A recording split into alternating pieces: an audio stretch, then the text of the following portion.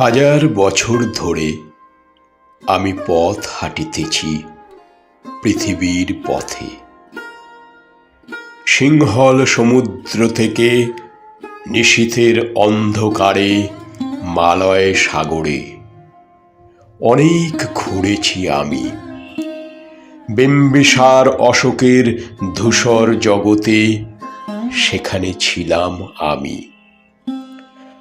আরো দূর অন্ধকারে বিদর্ভ নগরে আমি ক্লান্ত প্রাণ এক, চারিদিকে জীবনের সমুদ্র সফেন।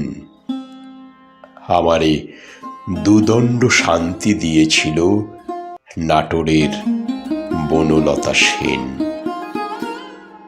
চুল তার কবেকার অন্ধকার বিদিশার নিশা, মুখ তার শ্রাবস্তির কারুকার্য।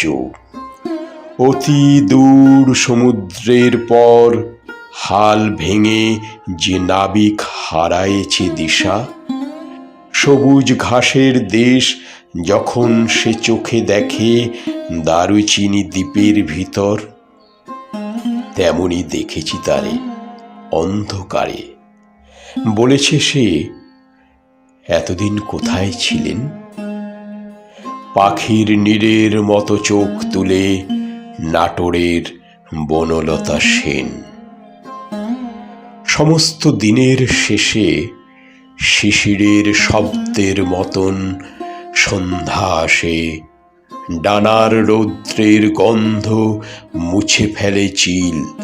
পৃথিবীর সব রং নিভে গেলে পাণ্ডুলিপি করে আয়োজন।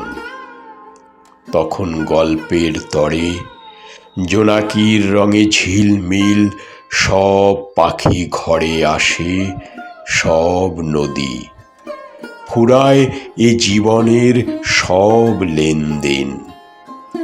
থাকে শুধু অন্ধকার, মুখোমুখি বসিবার বনলতা সেন।